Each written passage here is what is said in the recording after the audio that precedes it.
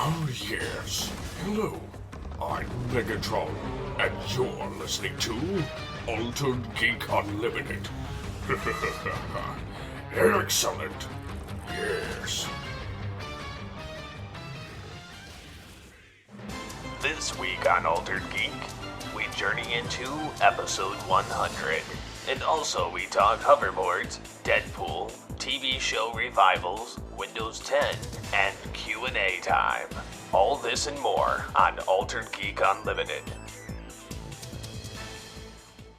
Hello and welcome to your one-stop shop journey into geekdom. I'm your guide, Steve Megatron. Before I introduce my co-host, I'd like to say it's great having him back on this spectacular event. This not only being episode 100, but the 2-year anniversary of the show.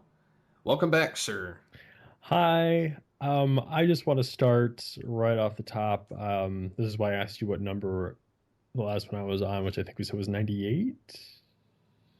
Sure.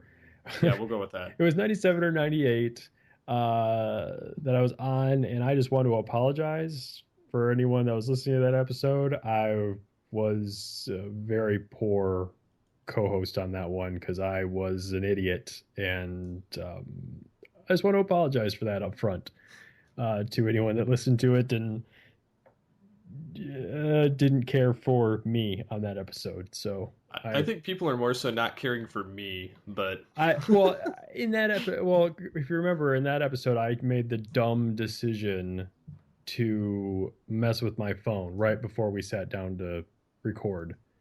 And I spent the rest of the record distracted while I tried to fix it. And promptly when we were done recording and I had it all corrected, I immediately wanted to blow my brains out because I had lost all of my fitness records for like 2 months. I remember that. And I had no way of getting them back. And so I was massively distracted during that record, and I just want to apologize because I don't think that is good for the show, any show, and I just want to apologize for anyone that was irritated by that. So, but I'm not doing that this week. I'm leaving my phone alone. I'm not trying to roll back on anything. I'm just taking it as it is. Yeah, and I'm not going to sit there and stare at the GOP thing going on Twitter because it's fun watching everybody argue back and forth about the stupidity of the whole thing. My Twitter feed isn't too full of that. I mean, I guess it's slowly starting to fill up with that, but it's a lot of, I guess there's a Dota 2 tournament going on. Oh, that would be better to... Right now. So my Twitter feed is like, well, my Twitter feed consists of 3 things right now. People blasting Fantastic Four. Yeah, I'm not seeing too much of that now because it's all the GOP thing. Or the debate, or it's the Dota 2 tournament that's going on. So that is my Twitter feed. That is the news that I get. So. Well, at least it's not, Episode 100. Yes, episode 100. So... Obviously, this I actually had to go back today. I was kind of just wondering out of curiosity. I made the art for the show, which normally I don't customize them anymore because I've been lazy. But I think that it kind of helps know what you're getting into when you see it. So I'm going to start doing that again, like I did back in the olden days. And I think that the art just got dark to the point that I was just like, I don't care. Because I noticed at one point, about the point where the show started taking a nosedive was about the time I stopped making art for it. Yeah, I have that problem even with, when I did the lunchroom off the cuff and even every once, like, I mean, we were only like 10, 11 episodes into Geekcast Radio now, and I'm kind of, this stuff takes time. You have to find it, and you have to want to find it. Well, I think it's a lot of it is just finding the motivation. Yeah, that's what I'm getting at. It takes time, and then you need to find that time, and you have to devote that time. And I mean, while I will blasphemy to some, I do still very much consider podcasting to be a hobby. it takes time, and you have to want to do it, and so that's tough to want to do that, every week and come up with something fresh. Which is why when we started Geekcast, or not Geekcast, sorry, Geek Stuff, GarageCast, I made the decision to delegate some of the responsibilities of the show, because it used to be I would corral myself and my 3 co-hosts and come up with a topic, and I'd be responsible for recording said show, editing said show, posting it to the website. Like I took on everything, and now I've kind of, when we chose to embark on the Geek Stuff GarageCast, I was like, I have to delegate some stuff. Like, I don't want to be the main host. I don't want to do the script. I don't want to come up with what we talk about. I will record it and edit it and post it, but I don't want anything else to do. I think that's why I enjoy some of the other shows that I guest on, because I don't have to do any work but show up and know what I'm talking about. Mm-hmm. And that's back in the day when we started the network, it was kind of like Mike and I did everything, and I got burnt out, and he doesn't mind doing some of it because he likes to keep track of stuff, whereas I do too, but I've gotten to the point where I've gotten so OCD and my time has been filled with everything. I just don't have time anymore, which is why I've kind of scaled back. I mean, you can go ahead and say shows. You have better things to do. Yeah, I mean, I get 2 kids. I got film class, which we've been editing. We shot all the film in 3 days total, or more or less 3 nights, and I got no sleep for those 3 days. But I think I'd say we had a good like 4 hours worth of footage that we whittled down, and mind you, I had to name all of these files like and sync up all the audio to the video. With the clacker and everything, and it was amazing to sit there and do that. It was tedious as hell, which is probably why now I enjoy the podcasting so much more, because I've realized how much editing a film is more of a pain in the ass, which is fine because I don't mind doing it, but I'd much rather do that than actually be on the film set, because that I find infinitely worse. But I've whittled it down to the point that it's like 30 minutes worth of footage that's usable, because it's a 10-minute film that we got to get it down to, and it's alternate takes and different scenes and everything. I got a good, I'd say about half of it edited already. Just rough edit before we add in anything color corrected or special effects or anything like that. But so yeah, I've gotten to see how much more difficult it is to do video compared to audio. So now I have this new appreciation for audio. Especially when I've been recording the podcast at my desk at work when nobody's around through my phone, which surprisingly wasn't that bad a quality. It's not my Yeti quality, but it was not bad as long as I didn't touch my desk. Right. Because then I can hear the doof. That's how most things boil down to. As long as I don't touch my desk, everything goes fine. But yeah, so I mean, today I was looking through the show records and I saw that the podcast started August 2nd, 2013. Right around the time we found out about Batman v Superman. It was right after Comic-Con, because I remember. Yeah. Yep. And then we've done nothing but talk about Batman since then. I know. It seems like that. Although we've done really good not to talk about it the last, I don't know, a couple months. The first year anniversary show was on August 1st, 2014, and that was episode 51. And then obviously the second year is August 7th, 2015. I put 14 in script like a genius. And it's episode 100, so it's kind of a nice monumental double feature there. Obviously I haven't been on all 100 episodes, but I don't think I've recorded 100 episodes of any podcast I've done. I mean, I know I've recorded more than 100 episodes or so of podcasts, but not consecutively. Funny thing is Mike was breaking it down for me the other day, and he says, this is the fifth GCRN show to hit 100 episodes, right? And I says, really? Which ones? And he says, well, Tooncast Classic obviously was the first one. Then he tells me, M-Wire, All Things Transformers. If I didn't reboot it with the new numbering, I would have been well over 100. And then there's the Pull Bag, and then now this. So that's 5 shows. So That's fantastic. With Talking in Circles, I believe, coming in next.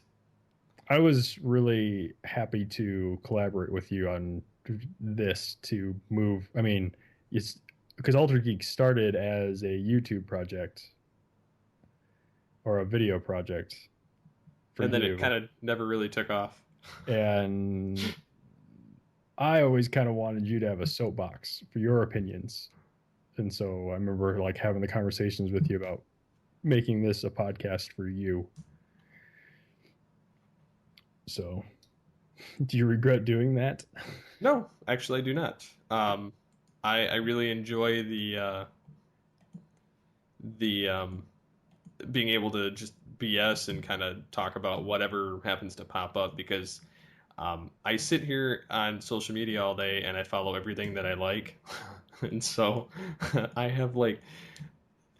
In that's part of what's consumed the show in the past is I get on this kick of, hey, I like this, I like this, I like this. I want to talk about all of these things, and then there's just no way to squeeze it in an hour show and make it sound decent. Yep. And that was part of my problem, is I was getting into this rut of, I want to cover all the news because I want to talk about everything, instead of talking about the main things that really, I got into the castings and all these other things, which is fine to some degree, but most of the time it's just like, hey, so-and-so's cast is so-and-so, and then it would be a waste. So I'm kind of going away from that and talking about more fun things like, hoverboards and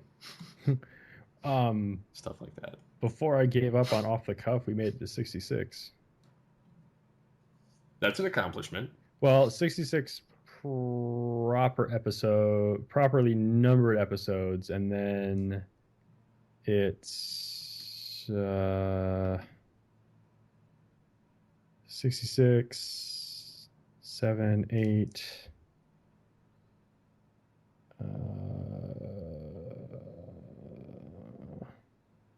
See, 9, 10, so 70, 71, 72 episodes. That's not bad. That's the most consistent with a non-consistent podcast I've ever done. So, but yeah, no, I've enjoyed anytime you and I have been able to sit down and talk about anything. I've always enjoyed it. So, likewise. I hope the listeners have enjoyed it too. Just like listening to your podcast. The Geek Stuff Garage Cast. Yep. Yes, shameless plug. It's fine. Shame plug away. We need it. We've got one review on iTunes, and that kind of bums me out. But I'm not about that. Well, actually, I'm not really that's not what my goal is, to get reviews or anything like that. I really don't care. I can see how many people are listening or at least downloading the show, and that's great. But I've realized I'm very much a numbers guy. It's fine doing the show, but I do obsess over the numbers or the amount of something that we have. But at the end of the day, I have to remind myself that's not what this is about, Mm-hmm. It's about us just sitting down, having fun, recording our geek stuff and our opinions and sharing them with the rest of, geekdom. And then when I'm bored, then I go online and I look and I see that we only have one review on iTunes, and I get sad. And then I go, that's not what it's about. But I go, but I still only have one review. So it's all right. Yeah, it's not bad. I mean, I haven't had any new reviews on here in ages. I think the last one was Dan, and then the one before that was a guy saying more or less that I was boring the hell out of him because it went downhill, which I couldn't fault him for. That I was feeling it too for a little bit, but I think that ship has sailed. Yeah. I do have some new segments planned, like I mentioned to you off air. Unfortunately, TFGO and Mike was unable to attend, which one of them was his ideas. They will show up in the coming weeks. Yay. That way they're thought out ahead of time, and I'm not trying to pull something out of my ass during this show. So that's the best way to do it. I know, because then you're just stumbling over words for the next 20 minutes. So with that, did you want to move into some of the media stuff that kind of Sure. I had in there? I don't know if there's anything that you wanted to bring up that I didn't have in there, but I mean, you can start it up real quick. Just hit one, and I'll see if I bookmarked anything of worth in my Twitter feed. sounds good. So, well, I noticed the other day that Lexus has a hoverboard which uses magnetic levitation, and I think it's like some kind of a hydrogen Okay. to propel it. And I watched the video of it, and I was like, yeah, is this real? And then I was finding other news articles about it, and like actually in the news, and I was like, okay, this is real. Because you can never tell anymore if people are doctoring everything. But it's actually from Lexus too, so it's real, but I think it's one of those things where it's like if you have to ask how much it costs, you can't afford it. yeah, I wouldn't even ask. But it is funny that they have it, and it's like the Back to the Future year. Now all we need is Lexus to buy Mattel. And then we could have them as toys. Yeah. That would be great. And it does hover. It's just that these guys can't seem to stay on them. So I wonder why. I know. But it does hover over the water, so that is pretty cool. Those boards don't work on water unless you've got power. I know, the little ripcord. Well, I haven't seen this video, but like the hoverboards worked on water in Back to the Future. They would hover over water, but you couldn't propel yourself forward without the bulldog. Which these you can. Okay. They have like the sky cameras. I forget what they're called. It's like the GoPro thing with the helicopter thing attached to it, to record them while they're doing it. But they have skateboarders out using these things, and they actually go across water in this skateboard park. I'm wondering if they have some kind of thrust on the back of them. I think it does a little bit. It has it on the sides, which is surprising, but it's part of the propulsion. Right, so that makes it more of like the Mad Dog hoverboard from Back to the Future 2 than Marty's hoverboard. Yeah, it's less Marty McFly and more Biff. So, but it looks pretty cool. I mean, I personally would not do it because I can't ride a moped barely, so I wouldn't attempt this. I won't get into that story, but it's pretty neat looking at it. It's what you'd expect. I mean, for a Back to the Future knockoff. So, I just thought it was kind of interesting that we finally have it, and it's the same year as Back to the Future. You've come along, and I don't know the rest of that song, so don't. Now we just got to wait for the self laces. Nike's working on that. That's what I heard. I hope that they come out by the end of the year, because then it'll mean that the future has come to pass, other than the flying cars. Yeah, I was gonna say because we have everything else. We have the video phone on the TV. We have, really everything else. It's just the hello. We don't have the Mr. Fusion. No, we don't have the Black & Decker rehydrator. Oh yeah. Come on, we don't have that. That would be cool. I think maybe I don't know. Yeah, we need that. We really don't. I wouldn't buy it, but that's just saying it. So, did you watch Prison Break? No, that was in my I Hate Fox phase. Oh, okay. It's a really good show, continuity and detail wise. It's really well written. The third season was a little part of the second and part of the third, which I think it was around writer's strike time, was a little shaky because that's why third season's like the shortest, but it works in its favor because it's not all filled with fluff Yeah. like most shows. But they're reviving the show, and there's a key element that happens at the end of the fourth season that makes you wonder how they're going to do this, but it's got the original writing and creator, so it should be it's going to be a 10 episode season, kind of like what they're doing with X-Files and like what they did with 24. I was gonna say Fox seems to be really on board with this. I'm waiting for them to announce like a House revival. I think it's actually good that they're doing these 10 episode or 12 episode seasons instead of doing these 22 episode ones.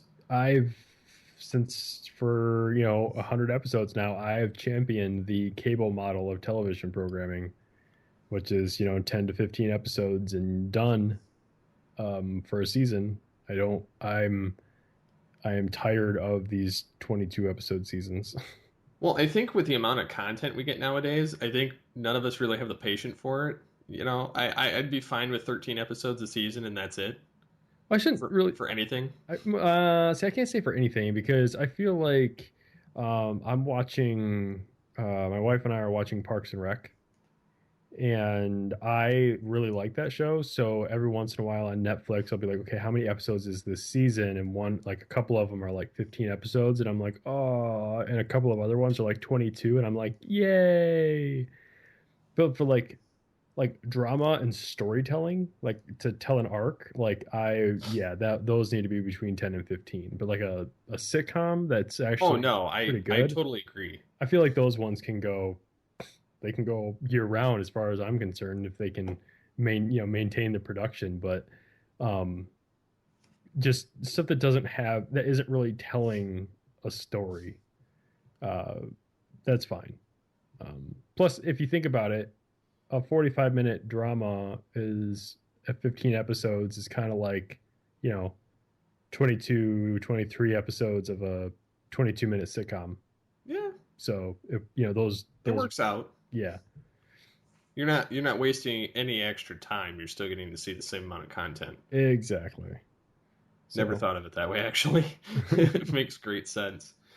But they're also doing that with Heroes Reborn too, so I'm interested in that, except for I'll watch it because I'll watch it. But I'm really bummed that Siler's not coming back. I'm wondering. I know he's busy with like American Horror Story and everything else. He's not in American Horror Story. Oh, not anymore? Nope. Okay. I haven't watched enough of that to know. I saw the season he was in, and that was it. He's in 2 seasons. Okay. First 2? Yep. Yeah, that's all I've seen. Asylum. So you've seen Asylum? Yeah. That Asylum is my favorite season. I think that was the only one that even my wife was like, that's the best one, and then she was like, it kind of went downhill from there. So you guys watched Coven? She watched all of it. I watched when I was in the room. The most recent one, Coven was kind of weak because it was a kind of a departure from the standard storytelling for American Horror Story. Mm-hmm. But I can't remember what the subtitle was for the 4th season. I think it was like Freaks. Something like the carnival thing. Yes, that one is a good one. Like that, because Asylum, there are characters from Asylum in the 4th season. Oh, so it ties together a little bit. Yep, little itty bitty bit. And so I'm looking forward to the next season of American Horror Story. But that was a sidebar. Yeah, but yeah, I mean, I'm looking forward to Heroes Reborn. I know that they're bringing 7 of the original characters back. They're bringing back Suresh, Parkman, Bennett, HRG, basically, Micah, the mom, Hero. Petrelli, and then Hero.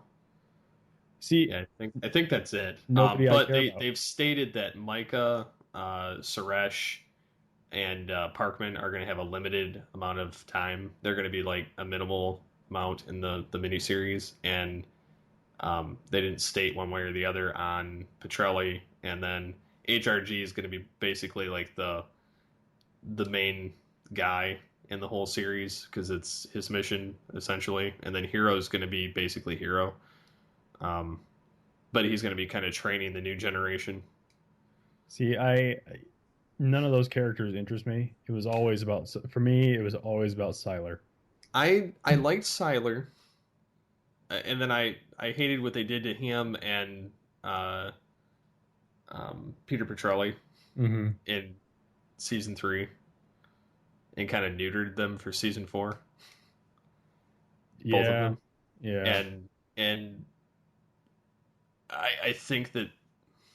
See, I'm just wondering what's happened to all those characters that aren't going to be in this arc. I bet you there'll be nods to them or something. I know there'll be nods because I mean they referenced the college.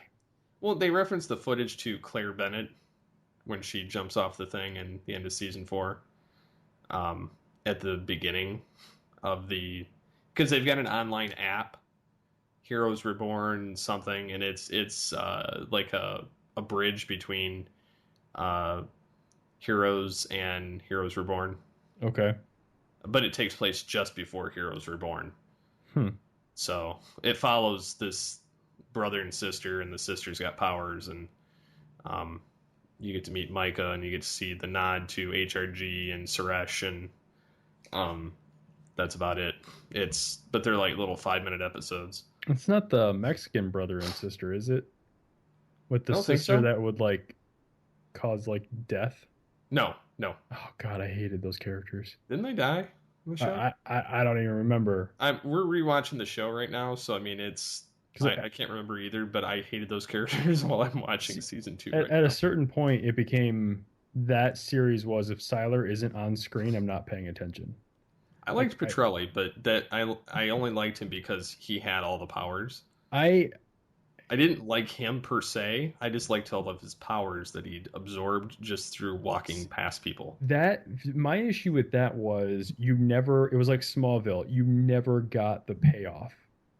And Siler, to the same extent, you never got the payoff for these guys having all of these powers. I mean, they were arguably the two most. They should have been like Superman, like unstoppable. Yes, they were arguably the two most powerful people in that show, and you never got to see them reach their potential because it's a TV show. But Siler, the way Zachary Quinto played him, was so disturbed by what he could do and how he did what he did. Like that, to me, made that character more interesting than Peter's character. Plus, I always felt like Peter was always too good. Well, he played like the wounded duck. Yes. And I'm not a big fan of those type of characters. So I think I'm looking forward to that show a lot though, because I did enjoy Heroes despite some of their writing flaws. And I'm gonna watch it. I'm not I'm not gonna be like, it's Heroes. I'll check it out and see what's what. I think that's smart on Fox's behalf, though, of getting people to watch their network again by bringing back shows for an extra season after the show ended. I'm not necessarily sure that they should keep doing that, or to even if they're going to reboot the series or something after the fact with different people, like not different characters, I should say, not different people, but I would like to see House again. No reason why they couldn't. It's weird, I don't know right? what he's doing anyway. They're spending all this time redoing these episodes, like making new seasons for all these shows. But the one show that made me hate Fox for a very long time is the one that has not been announced as getting another season, which is Firefly. I'm kind of surprised at that, being that that's kind of the way of things now. Like, not only the reboots, but the fact that the show has a huge following. Yeah, and that's what I don't get, because like all the cast would sure as hell come back for it. And maybe. I mean, I can't really say that. Well, but a few of them would. But like, I'm saying, like, why aren't they beating down that? Or maybe they are, and we just don't know. But like, it seems weird to beat down the door of 24 and Prison Break, and not the TV show that has arguably one of the biggest cult followings in geek. Well, especially when geeks kind of rule the earth now. Yeah, exactly. It doesn't make sense not to bring it back. And Whedon's at some sort of like all-time high. And he's So not a big Marvel fan, so that would be a it's just it's interesting to me but like I said, maybe there are conversations being had and we just haven't been privy to them yet. maybe we just need leaked footage and then they'll streamline it like they did with Deadpool. Yeah. Uh, which, speaking of Deadpool, his official trailer dropped this week. Oh, and what a fantastic trailer it is. Yes, the only thing, and I'll kind of backpedal a little bit. I loved the teaser for the trailer that he released on like Monday, Mhm. where he's Deadpool and he's doing the Don LaFontaine voiceover movie guy, Yep. and then From the says, studio that sewed his mouth shut. yeah, and then he says, by five-time Emmy Emmy Award watcher Yeah. Ryan Reynolds, and then he says brings you, and then he does the clapper, and he says me, and then he starts talking, and then I love the one that's at the end of the Fantastic Four trailer too. I haven't seen that one. It's I did this as soon as the trailer dropped the other day. I did this article on the website. It's all about Deadpool, which is on the recent post. If you check that, I have every Deadpool trailer that's out Okay. listed, as well as my thoughts on some of them. I have the one where he's the 2014 Comic-Con teaser. I have the teaser for the trailer that came out beginning of the week, the Fantastic Four follow-up one, the Green Band trailer where they changed some of the words that he says, like the part where he says "I'm touching myself tonight." Which, for the record, some of the stuff in the Green Band trailer was funnier than the Red Band stuff. Which I'll agree. Like I really like the for some reason I like the cue the music versus I need to express some anger. Well, the funny thing is all of that was in the Comic-Con trailer. And then Because they had the part where in the Comic-Con trailer, Deadpool, when they show Colossus slaps him into the van, and he goes up and he goes, "You big chrome cock gobbler," and then he says, "And who are you?" And she says, "Nega, Sonic Teenage Warhead," and he says, "Nega Sonic Teenage, what the shit?" And he says, "That's the coolest thing ever." And then he's standing next to him and says, "Cue the music," and then they go on to the next. They cut that whole scene out of the Red Band trailer. Well, that's all right. Which Also, the other thing, like the Green Band trailer, they also cut like when he's about to swear, mm-hmm. like when he gets shot in the arm and he's like looking through it, and on the Red Band trailer he's like mother, and in the Green Band trailer they cut like around that. Mm-hmm. A lot of the times I find editing explicit content in the right way to be funnier than actually delivering the line. Which it'll be funny in the movie in context, but I do agree. The trailer was funny how they did that. It's funny in the Red Band trailer. I just think it's funnier in the Green Band trailer because they have to be so delicate with it. Yes, and so it's like we're pushing the line and we're cutting the scene right now. So, but yeah, that trailer, I've watched it probably not as much as other people, but at least 5 times, and I really. I mentioned this to a friend last night when because I actually got to see the trailer in the theater because I previewed Fantastic Four last night. I told my friend who was watching it, she's looking forward to it because one, she likes Ryan Reynolds and the trailer was actually funny, and I said even if the movie is like horrible, that still plays straight into what Deadpool is. Mm-hmm. So. Like, I don't think that this movie can be bad because that's what Deadpool is basically. He's written almost like an 80s type of. Well, Deadpool is like campy. He's like a B movie sci-fi channel character. 80s camp. Yes. and it works. Yeah. And I really hope I'm really interested to see how much, how often, and how severely he breaks the fourth wall. I know there's going to be some elements of it. I love the part where he says, and don't make my suit green or animated. Yeah. Apparently there's I guess there's a lot more digs to Green Lantern in there. They Slash Film had an interview with the director. I think there are deleted scenes on the there's some in the movie, but there's more being added to the deleted scenes because they didn't want to like push it too far. Like there's an entire scene where he's talking to Colossus about like being Green Lantern. So that's but I don't think they haven't said whether or not that's in the movie, but they said it's on the Blu-ray. So I'm looking forward to that movie. I really, really am. I think that's the only Marvel movie I'm looking forward to right now. You know, legitimately looking forward to, I will agree with you there. But for the listeners, I want to draw that line in the sand real quick that it's not Marvel Studios, it's Fox. So true. But I don't think Fox can mess this character up because, like I said, even if it's bad, it plays directly into what that character is.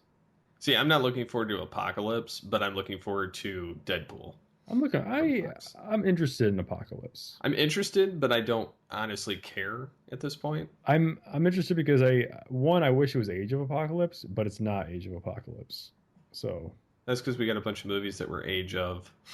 But I feel like they actually could have done Age of Apocalypse, and they could have done it better than Age of Ultron. But it's all right. It's okay. At least Apocalypse is showing up on the screen. Yes. Ivan Ooze. I really don't think that's like a final form thing. I know. I think that's just like his kind of mellowed out. I also have to take that with a grain of salt because you're not seeing it color time corrected and nothing is being applied to that. Like that's a guy with a camera on the set.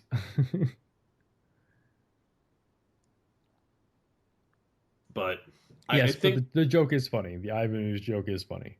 I just like poking the joke with it. I don't care either way. Like I'm not one of those geeks that's like offended because he doesn't look exactly like his comic form. I hate those people. There's certain characters that I want to look pretty damn close, but like the female characters. I don't really care. That was. You mean I want them to stay the right character? No. Like characters? No, that was a joke. I was talking about because female costumes in the comics tend to be outrageous. Oh yeah. And you're like, I'm not one of those people that wants the costumes look exactly like they do in the comic, unless it's one of the female characters. Then I get angry. I don't know if you've noticed this, the X-Men TV series. I have. Fox. I believe we've talked about this before, but I really think that they should do X Factor investigations. And I've said that in many conversations, so I don't know if it's ended up in an Altered Geek episode or not. But for anyone that doesn't know, there was in the mid-2000s, there was a run on X Factor called X Factor Investigations, and it was Multiple Man, Strong Guy, two chicks that I'm not familiar with. Banshee, the female Banshee. Ah, okay. Another chick who just seemed to have like super strength and could fly.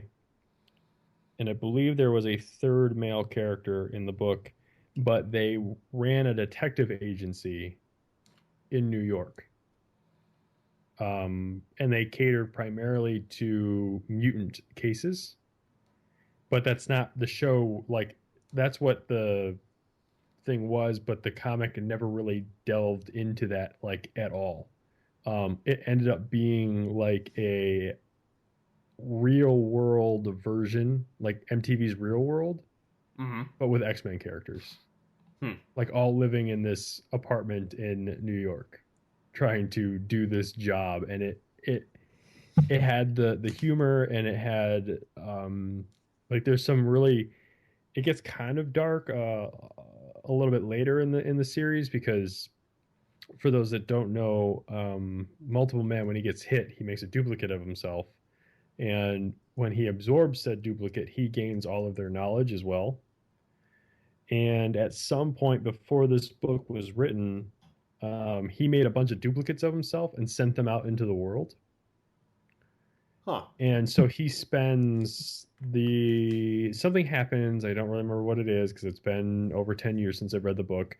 But he decides that he's going to go find his duplicates and absorb them and gain their knowledge. So he goes and finds them and has conversations with them. And some of them have families or have become lawyers or doctors or priests.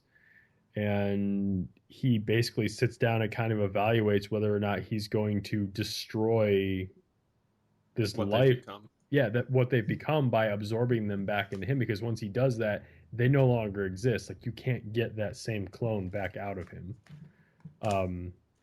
It was all really interesting, and then it all kind of falls apart around what was that storyline? Not Decimation or House of M. Messiah Complex. It all starts kind of unraveling right around Messiah Complex, but up until that point, it really was that I could see being a TV show. But the X-Men, like, you're not going to get it's going to end up being kind of like the Marvel thing. You're not going to get the characters you want to see on the small screen, so you might as well adapt a different book, you know. And I also think the other one they could do is the Exiles comic, which involves like time travel and universe hopping. So that could be interesting as well, but I don't know. We'll see what happens. I'm interested to see what they do, because anything that might be able to push Gotham off the schedule is all right in my book. Well, as far as I can tell, they have to get Marvel's approval to bring it to TV. Which is weird, because I don't think they're going to get that. Unless Marvel gets a co-chair into their film universe. Being as that they're going to try and reboot anyway. I bet you that's what's on the table. I bet you too, because that's the only way Fox is going to get it on TV. Because Marvel's going to be like, look, Iron Man's getting aged out and all these other guys, so we're going to need some X-Men to kind of fill the ranks in the Avengers. But there aren't even X-Men that would qualify for that. Not only that, you're not going to get Hugh Jackman's not going to do it. You know they're going to recast. Yeah. The other, see, that's the other thing. There's two other rumors that have been flying around regarding like the X-Men in movies. One is that, you know, there was a whole last minute, or was it like the 11th hour debacle with Channing Tatum's contract for Gambit. Apparently, Fox was looking at Gambit to be the new Wolverine. Anyone that's read an X-Men comic knows that Gambit is not Wolverine. He's a cool. I like Gambit. I think he's a cool character, but he's not Wolverine. He is not a leader. He does not motivate people to do things. He's not going to be that. So apparently, that's what a lot of that last minute deal finagling had to do with, was if he's going to be locked into this role as Gambit, he wants to make sure that he's set up to be that, you know, to get what he's owed down the road. But then again, you know, maybe this isn't the Gambit that we've seen in the comics. We don't know, because Fox, for better or worse, I feel like Fox gives us different interpretations of these characters, which is fine. I like seeing different interpretations of my favorite characters. So maybe this Gambit will be more of like a leader, so to speak. Yeah, could be. The other one was about the third Wolverine movie supposedly being Old Man Logan. And that rumor keeps coming up and just will not die, but I cry foul.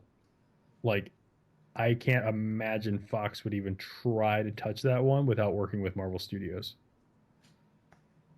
You never know. If they try to touch that without working with Marvel Studios, it's going to be, and I don't like making judgment calls, I don't see how it can be good. because that series is solely good because you get to see what happened to your favorite Marvel characters that far in the future. Mm. You get to see what happened to Hawkeye, Spider-Man, Hulk, Red Skull, Captain America. You get to see what happened to all of these characters Throughout the life of Wolverine. Yes, and Fox doesn't have any of those. Like maybe that's part of the same deal though. And it could be. I'm just saying, like, without working with Marvel Studios, I don't see how they can pull off Old Man Logan. That's all I'm saying. So maybe this TV thing will cause them to open the doors, but it's kind of a tricky situation because the X-Men franchise is actually doing really well. They've recovered that. So, I mean, maybe they can just decide that we don't need to make a TV show, so all negotiations are off the table. Who knows? Yeah, I could see that. So, you seem excited about Bad Boys 3 and 4. Yes, I am. I'm a Bad Boys fan. I have been since the first one. I enjoy the second one. I will concede that the second one goes on a smidge too long, probably about 30 minutes too long. I mean, there is definitely a point in that movie where it should have ended, and then it just keeps going. The running joke was that it was like Bad Boys 2.5 or Bad Boys 3, like all in one movie. But ever since that one, I've been waiting and waiting and waiting for Bad Boys 3 and 4 to the point where it's kind of like, I wish, like, as much as I liked Pain and Gain, which was Michael Bay's movie with The Rock and Mark Wahlberg. I really wish it had been Bad Boys 3. I also wish we could have gotten a little bit of Bad Boys in my Transformers by casting Martin Lawrence and Will Smith as the twins in Transformers 2. I've said before that I thought that could have saved those characters, but we didn't get that. I really just like the characters. So when they announced those dates, 2017 and 2019 for 3 and 4, I was excited. Now, from what everyone's been able to pick out, nobody is signed. They've just announced dates. Because the last thing that was said was Martin Lawrence said that a script was being worked on, and of course Martin Lawrence isn't doing anything, so he's free. But Bay is busy, and I mean, but maybe he'll want to do Bad Boys to take a break from Transformers. Yeah, that could be. Other than that, otherwise, it looks like it might be Joe Carnahan, who did The Gray and the movie that I've seen, which is Smoking Aces. Okay. I don't know if you've seen Smoking Aces. No, I have not. Okay, it's a pretty good action movie. Like, if I didn't know, like, if all I heard was Bad Boys 3 being directed by the guy that did Smoking Aces, I'd be like, all right. I mean, as much as I want it to be Michael Bay, because I feel like that's his franchise, if there was any other name mentioned, the guy that did Smoking Aces is the one that I'm okay with them doing it. So I'm just really excited because I like those characters. I need to watch them again so I know that what goes on. I know that they're good Michael Bay films. I just have not seen the second one, and I can't remember the first one for the life of me. So I'll probably have to watch that again before they come out. Of course, I got 2 years. Yeah. Yep. 2 years for one, 4 years for the other. So I'm good. So what say we take a quick break and then get into the questions? Sure. All right, we'll be back after this. Want to interact with the show? You can contact us in the following ways. You can call the voicemail line 502-526-5821. You can email us feedback@geekcastradio.com. You can visit the episode post on geekcastradio.com or alteredgeek.com. You can get a hold of us on Twitter @alteredgeek. Look for us every week on geekcastradio.com, of course, Stitcher Smart Radio, iTunes, Blog Talk Radio, and alteredgeek.com. And now, back to the show. And we're back. So, we did have some questions between Facebook and the website. Brian Jackson on Facebook asks, what do you guys think of Arrow showing up in the WWE? Did you think it will be dumb, or will it actually work? See, I'm going to admit I don't watch wrestling. I have no idea what's going on here. I've seen some of the memes. I don't watch wrestling either. Blanchard does, which it would have been more fitting if he was here, but I have watched all of the memes and the stuff floating around. Essentially, there's this guy on there called Stardust. It obviously, it's a gimmick, but Stephen Amell was sitting in the audience close to ringside a couple months ago, and he starts getting in his face and telling him, "Oh, you're the Arrow, blah blah blah. Like, use your real name and everything." And he, they kind of stood face to face, and then that was the start of the kind of back and forth between them. Okay. So now, like, Stephen Amell has been recording stuff on Facebook on his like little videos that he makes about the whole thing, and then Stardust keeps coming out with new videos kind of mocking him and saying, "Oh, his real name's the Arrow," or in his wrestling matches he tells somebody, "You have failed this city," and stealing his quote. And Stephen Amell last week posted on his Twitter after seeing Stardust post, "You have failed this city." He puts a picture of him in the new Arrow, the Green Arrow costume, and says, "I'm coming for you, WWE." Like, so he's coming to SummerSlam essentially that time. Was any of this scripted? Like, does the CW have anything with WWE, or was he just like? I think the guy was just flipping out on him, like, because he was in the audience, because like he's all about like his persona on WWE, as far as I gather from a couple of like bullshit interviews he's put out, are that he believes himself to be like he's like a giant walking movie database of information where everything in the movie database is real compared to real life, which is fake. Okay. So like it's like a complete 180 on that. So he's kind of nuts.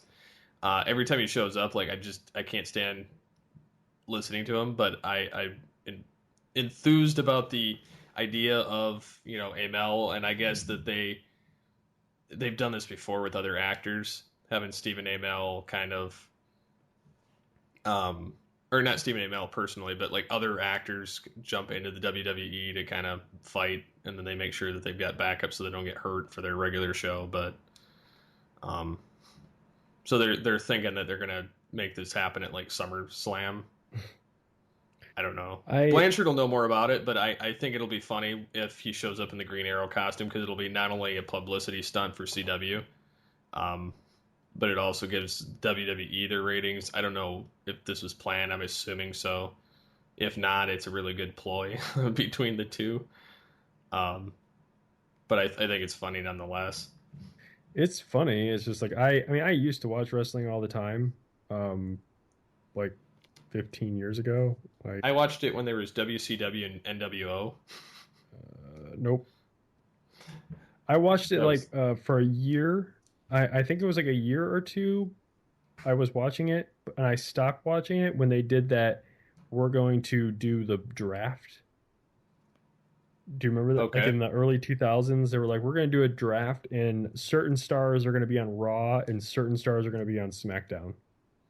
Like before, when I started watching, it was basically like it was there. Raw and SmackDown was just the difference in the names of the besides being just a different name, it was like all basically the same stuff. Like a storyline would continue over to Raw or something like that, and vice versa.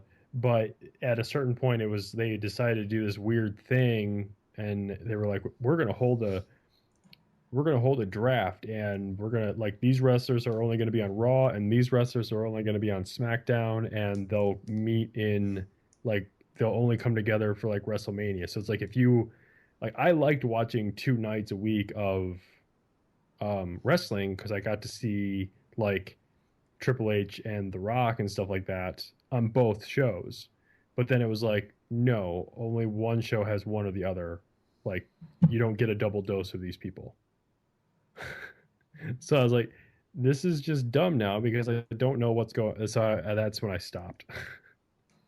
Hmm. And I have not regretted it. I have never looked back. I have not watched a single wrestling match since then. I've not watched any wrestling in the last 15 years, but I will probably catch the YouTube or website replays of it when it comes out. More so because I just want to see what happens. I think it'll be entertaining because of the quote unquote feud between the two. But I more so just want to see what happens. I think it'll be entertaining. I think the Stardust character is annoying as hell, but if you saw it, he would drive you nuts too. It's like nails on a chalkboard, the character, but I would watch it solely for the reason that Stephen Amell is in it. Next question. Caleb Browning says on Facebook, do you think Gotham has any chance of being better next season? I'm not going to know because I've stopped watching it. I'm still watching, but... And we talked about Heroes already. Yeah, and it kind of went that direction, like it was going to be better. However, I'm not quite sure. I'm going to say I'm going to give it the first, 5 episodes of the second season, and then I'll be able to better gauge what I think. I think that show is one that could be better lent to the 13-episode scenario. I still can't get over my own hang up with the show that it just makes it look like Batman beats up old people. That has always been one of my hang-ups. And the more characters they introduce, and they're not even like characters like directly comparable to Bruce. They're characters, they're actors that are comparable to Gordon. So that's like Batman beating up Commissioner Gordon. Like, where does this I don't know. That's always been my hang up with this show, and there's been other missteps with the show that I've talked about on here before. So I won't get into it, but yeah, I have stopped watching it because I just can't get over the one big thing that I just can't get over is it just makes Batman look like he beats up on old people, which makes him not look that intimidating anymore. I some of the characters are in the same range of Bruce Wayne in the show within, a year or two. So, for the most part, except for when they introduced Mr. Freeze this season, Harvey Dent's supposed to be a friend of Bruce Wayne's. Yeah, well, and he's older. He's Gordon's age. And then they have Edward Nygma, who's also Gordon's age. And Joker's at least the guy that got to play the Joker's probably 5 years older than Bruce. I guess that's not that big of a leap, but that's not a big deal. I don't know. I just can't. I can't. I can't. I can't let that go. But mostly because it's like, why aren't these guys just all locked up in juvenile detention? Yeah, that'd be easy enough. I don't know. It's. I have no idea. I'm waiting. Like I said, I'll know better 5 episodes into the season, whether it's going to be halfway decent or not. In order to watch season 2, I would have to finish season 1, and I couldn't get. I made it to the Christmas break and gave up. I almost thought about picking it up when they supposedly introduced the Joker, And I was like, no, that would require me to watch 4 or 5 episodes before I could get to that one, and I don't want to do it. I think that's a red herring. I don't think it's actually Joker. Yeah, It's too obvious. you never know. Never know. I mean, it could be. I'm hoping not. I think I don't have much faith in the show, but I'll wait and see what happens, and then I'll let you know, because it could end up being the scenario of like Arrow season 1 to Arrow season 2. I didn't care for season 1 so much, so There was a turning point in season 1, though. And I stopped halfway through. Right, you stopped before the turning point. And so I think it's the same scenario. I'm hoping, anyway. It could be very well the opposite direction. I think the reason it got a second season is because Netflix bought the rights to season 1. They already had paid for. We talked about that, remember? It was going to get a full season order because Netflix had already paid for the rights to stream all of season 1. So that's my reasoning for this getting a season 2. It didn't get it because it was good. It got it because it just had money. Because it was already paid for. Yep. So, little mini update since some of the Windows stuff is in the comments. I updated my computer at work to Windows 10. Somehow I killed my start menu, so it didn't load anymore. But wasn't it supposed And to add a start menu? Edge, what's that? It was supposed to add a start menu, wasn't it? Yeah, somehow I destroyed it. It worked fine when I installed it, Windows 10, on the Windows 7 machine. But somehow it went away and would never load again, and the Microsoft Edge browser disappeared, and my OneDrive would not load. So I reverted the PC back to 7. My laptop, on the other hand, that I have here, it's also a Dell, but it's a 6 gig i3 instead of a 4 gig i3. I upgraded that from Windows 8.1 to the 10, and it works flawlessly.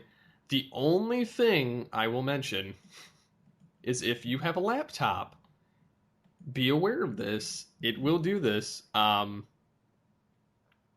laptops overheat because Windows 10, for whatever reason, I mean, Windows runs like flawlessly. I've not seen Windows run that smooth, and the page files are about a fraction of the size that they are in Windows 7. Like the page files are like 6 gigs in Windows 7, and it's like 1 gig in Windows 10. So it runs a lot leaner. But one thing I've noticed is it kills your battery on your laptop. It burns through it so much faster than 8.1 did. And it takes a lot longer to charge. Whereas with 8.1, I could charge my battery in probably under an hour. That's because something's throttling your processor. And I can't figure out what. It doesn't. And I don't know why it's doing that, because it takes the full 3 hours that the battery life is to charge the battery. Help me remember something here. You're talking about the page files? That's like the swap disk, right? Basically. Yeah. So the swap files are so much smaller on 10. You know what's funny? I'm trying to find an uptime for my computer real quick. Windows 10 boots almost instantaneous, like a solid state drive. I'm trying to let's see here about this Mac, because I've noticed this before, and I've talked to a guy from Apple about it, and he was also surprised about it too. Power.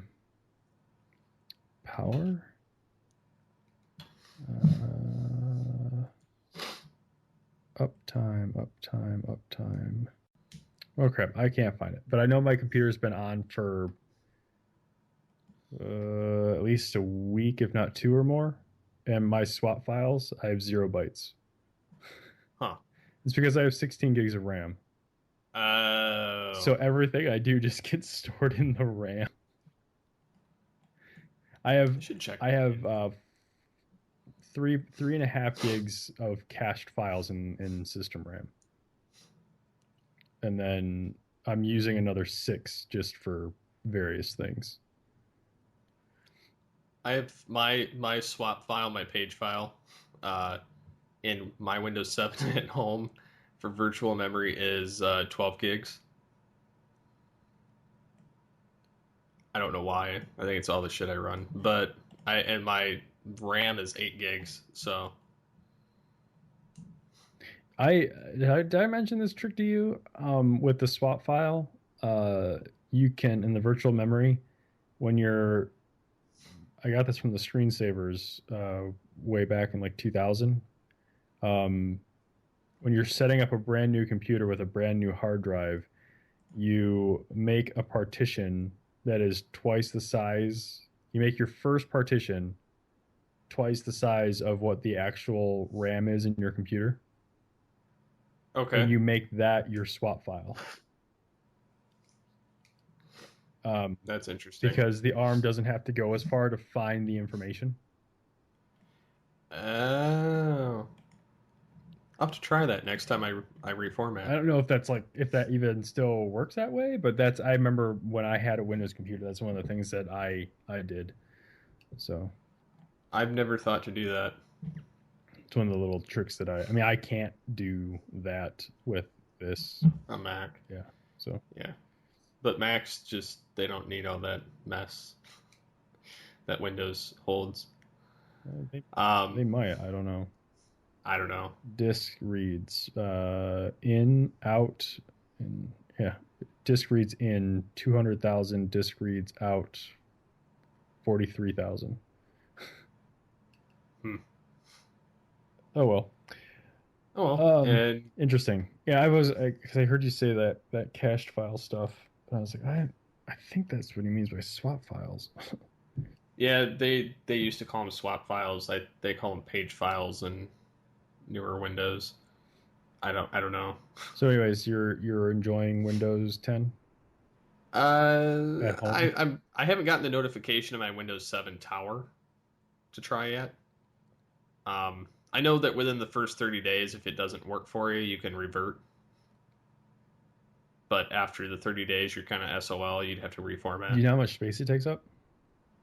No. Like I will check my laptop tomorrow, and then I'll report on it next week. Because I know that if you're doing there's two different methods. If you're doing the upgrade, it just slaps it like it's a service update over top of the old operating system. Okay. So like literally nothing gets lost. It's like if you've upgraded from like Windows 7 Home to Windows 7 Pro, essentially it keeps everything exactly the same, just changes your Windows version and whatever the features are. Okay. So that's the same basic gist of like anywhere from like if you're upgrading anything from Windows 7 to 8 to 10, any of those upgrade the same way. And then if you have to downgrade, it does the same thing, but you have to be careful because if you don't do it right in the downgrade, it'll wipe out everything. I might have to try that on my Mac. But I do know that if you install Windows 10 over top of your old OS and then you back up all your stuff that you need, you have the option while you're in Windows 10 to create a boot disk on a flash drive. And Windows 10 literally fits on a 4 gig flash drive. So it's still one DVD. It's like 3 gigs and some change. But that's before they added their recent service release, which is basically a service pack. Wait a second. That's crazy. It slaps over top, but it's like an upgrade. But if you want the cleanest, most pure Windows 10 experience, once it's scanned in your hardware, you can go within Windows in the settings and you can set it to either A, reformat your computer and start with a fresh copy of Windows, or you can set it to move everything over into a separate folder like Windows.old, which is what it does when you upgrade anyway, and then it creates a new instance and then you have to upgrade or install all your software again. So I'm not really sure. I think once I've updated this computer to 10 and then I've backed everything up, I'll try that method to see what it does, because I won't physically have a copy of 10 unless I put it on a flash drive. But yeah, I know that if you change key components, it invalidates your Windows copy, like your motherboard. Uh, I've heard that they let you do it, but it doesn't validate it. Yeah. Like you can like because I have a off the beaten path version of Windows 7, and I can Mhm. put Windows 10 on it, but it's not going to be validated. Yeah. So But yeah. So getting into the final comment on the website today, we have Ostron Prime. He says, "Hey guys, congrats on reaching episode 100. Longtime listener and was sanded with the change in show format a couple of weeks ago. As a longtime listener of Geekcast Radio, sadly, AGU is the only podcast still on my iPhone waiting for weekly episodes. As a podcaster myself, I understand life gets in the way sometimes, and the occasional new episode from MWire or Geekcast Radio is always fun. That's not to say I don't listen to the golden oldies, GCRN Wars, Beast Unleashed, Transformation Animation, Toycast, and all things Transformers are still regular listens on my iPod. Those were the days. Anyway, some questions for episode 100. I'm in desperate need to update my gaming PC for Windows Vista and was waiting for Windows 10 to be released. Should I update to 10 or was a better version released already?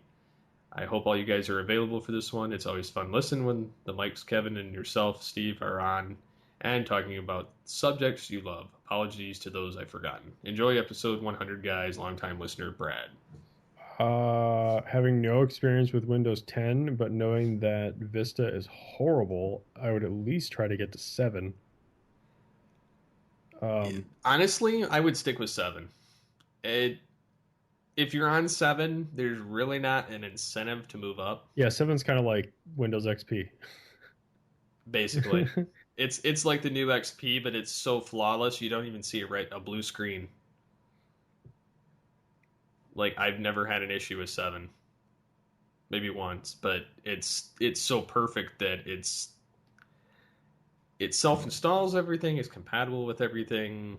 It runs better. I'm not saying 10 doesn't run faster or load faster or do some things, but there's still not enough incentive to move to 10 yet. And if you buy 7, you still get the free upgrade to 10 for the first year. So Yeah. if you decide to try it out, you can always try it, and if you don't like it, you can revert. I knew there But was I would go with 7 because they're still going to support it till 2020 anyway. I knew there were stipulations with Windows 10. I just didn't know what they all were. Well, it doesn't support any of the NVIDIA graphics drivers for the most part. There's certain ones that it supports, but there's a lot of them it doesn't. But other than that, that and like if you're playing the built-in Windows games like Solitaire, or you want to play a DVD on there, you got to pay. Because like they've built it like the Android or iPhone market now. So any of the apps that you want, you have to pay for, or any of the games that you play, you can play them for free, but they're going to have ads unless you want to pay. Right.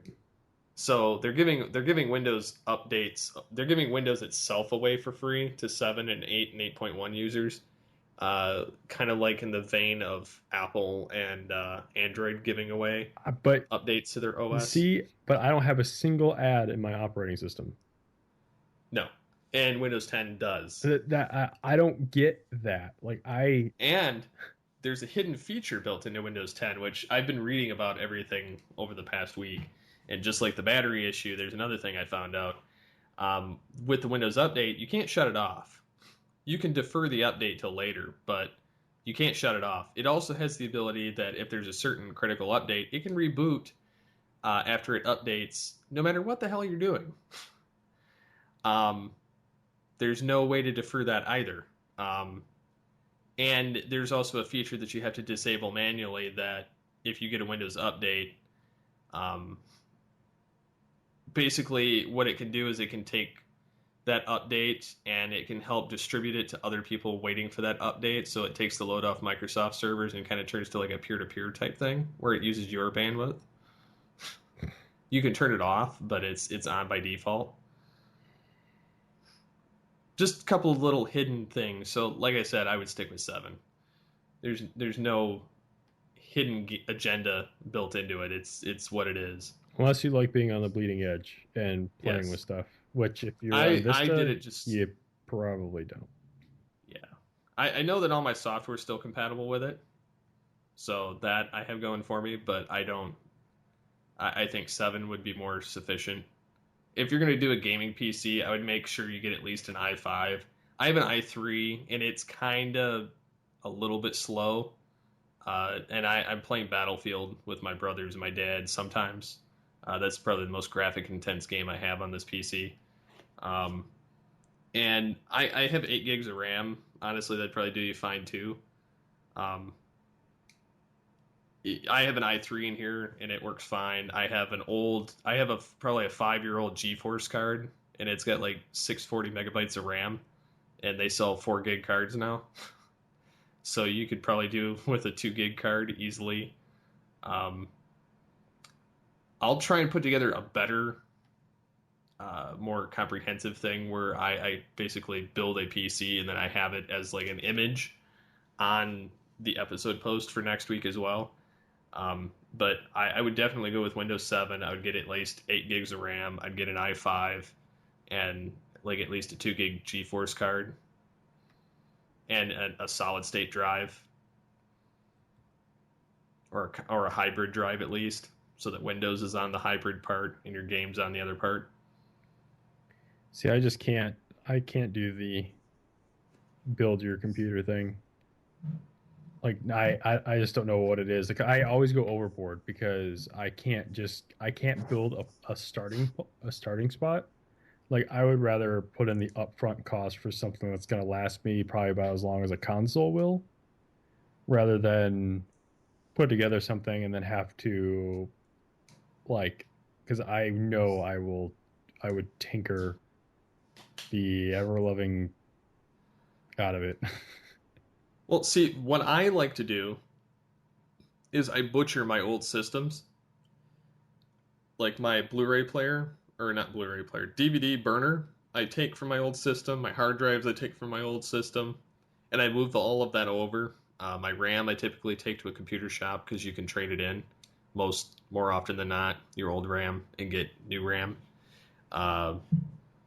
And I spend the most money on my motherboard because I get something that's not only compatible with the low end of whatever I'm trying to get, but it's also highly upgradable. Like my motherboard has HDMI built into it, so I can run dual monitor with my video card and the onboard video, so I actually have a gig between both. And then I have USB 3.0 in the back, so I have 6 USB ports in the back with toggles for 2 in the front.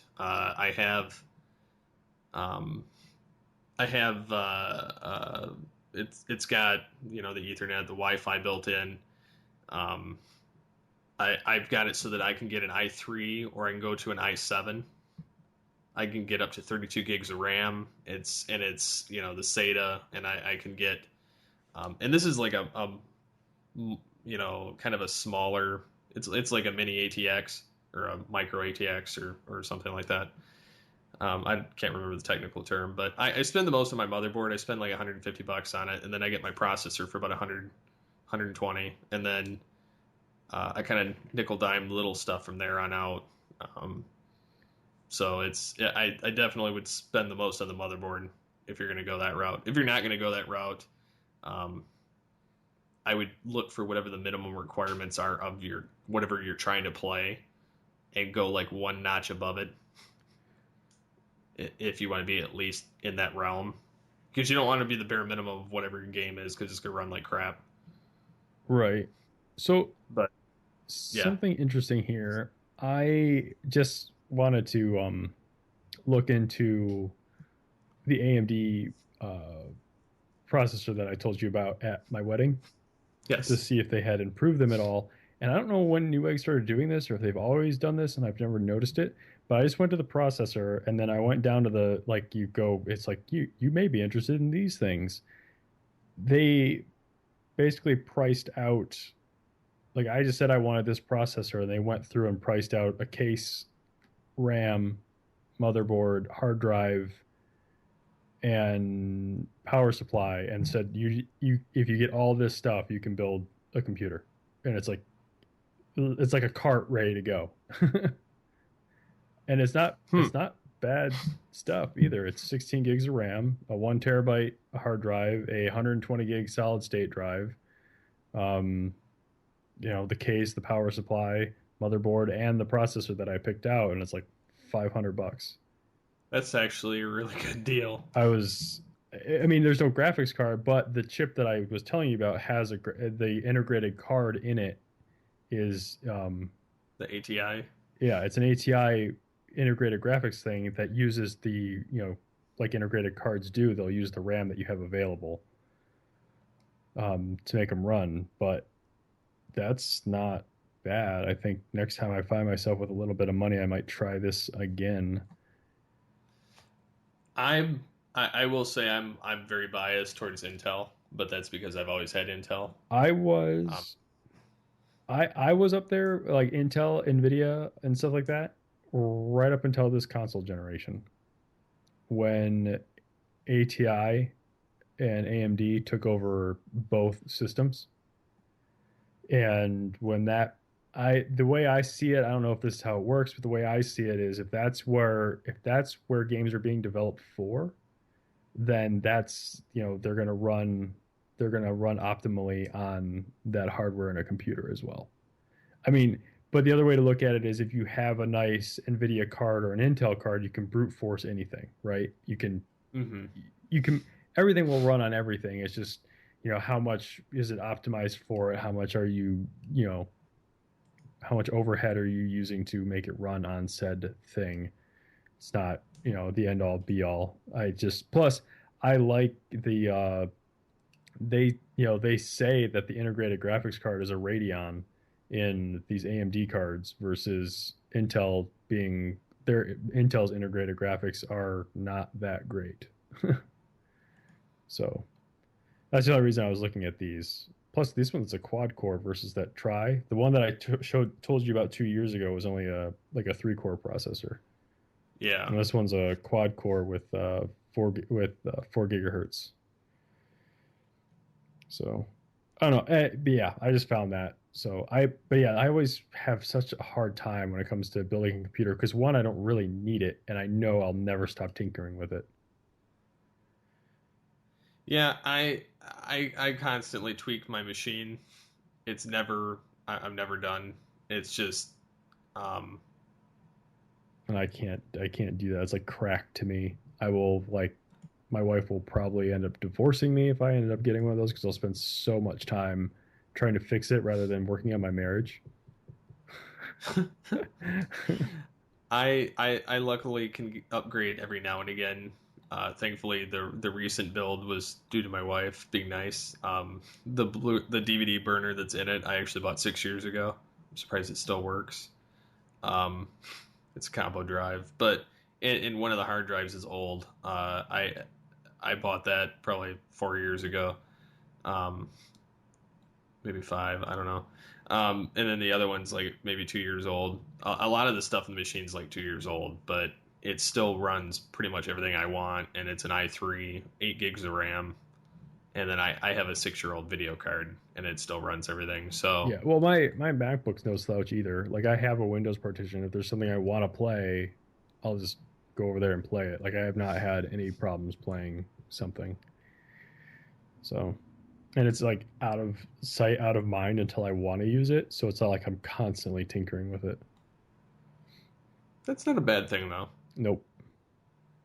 I would be honest, if I had extra money, I would be tinkering with it all the time because it's been bothering me. I want to upgrade it to the 32 gigs of RAM just to do it. Yeah, just because you can. That's the same reason I put 16 gigs of RAM in my computer, because that was the highest it could go. And the other thing too is if I ever did build a gaming computer or just a computer, I would be looking at graphics cards all the time. And there's, I can justify spending $400 or $500 on a console every 5 to 10 years.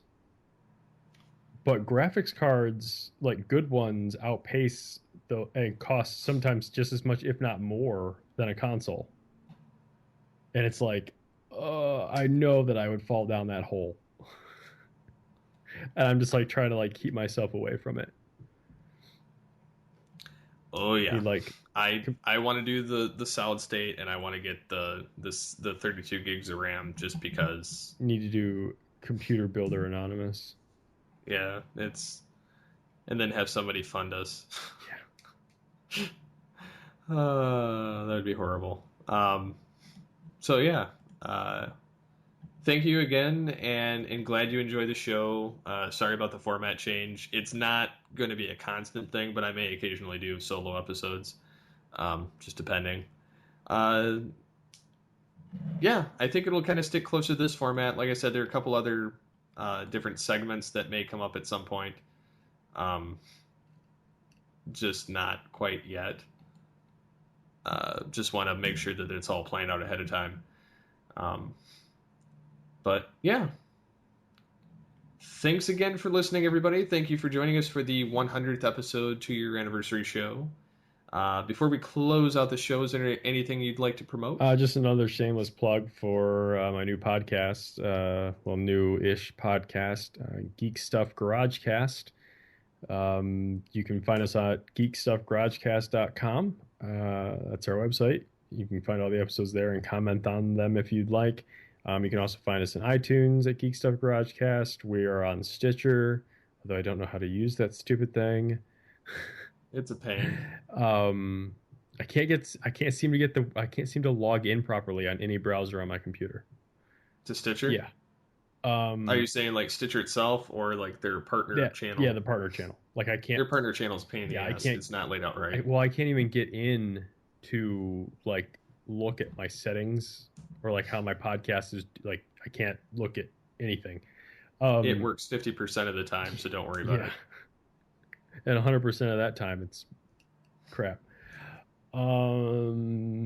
So also we're on Libsyn, geekstuffgaragecast.libsyn. That's libsyn.com. If you just want to subscribe to our feed, that's where you can do that. So that's about all I've got. Awesome. And like I said before, I'm working on a short film for school, so unfortunately I can't show that off until December because they're going to put it in a film festival. Like among the other 4 that are being recorded, because they're going to send it to the music department to score it after we get done sending the final copy to the teacher by the 19th. So there's that. So anyways, thank you as always for joining us in this journey to the age of the geek. So as always, get altered, get geeky with the Altered Geeks. See you next time. Bye.